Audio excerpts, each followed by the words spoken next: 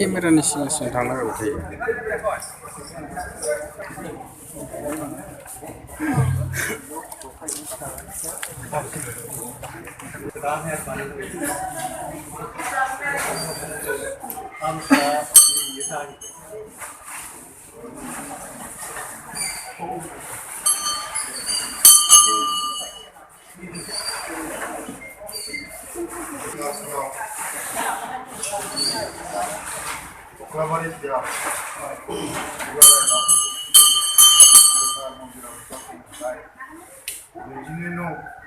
Koklabari समस्थिनि मानसिफ्रा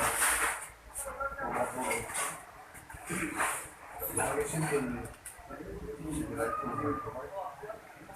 मानोना जोंनि दिनैनि बे हाबाफारियाव नुजाफैनो हानाय जोंनि गौथुमनि बायदि बिबानाव थानाय मावथि बिथांमोन, बे हालामनिनो रायजो राजा नोंथांमोन, जोंनि बे मन्दिरनिनो दौरि दौरिसा आरो बिथां थान्दैजों लोगोसे फैफानो हानाय जोंनि फरायसा दुलाराय फरायसा आफादनि मानगोनां नोंथांमोन बयनिबो फारसे आंनि सिबिनाय खुलुमनाय जासिगोन।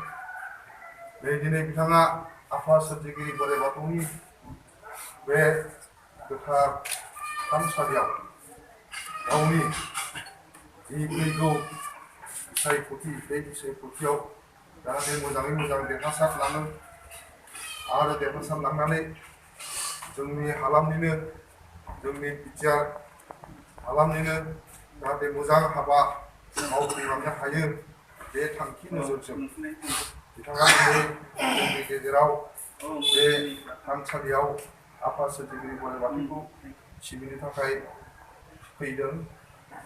दा बिथांनि साननायफ्रा जाफुंथों, जोङो मन्दिर कमिटिनि जानानै बा बियार कमिटिनि जानानै बिथांनि फारसे गोरबोजों आरज गाबथों।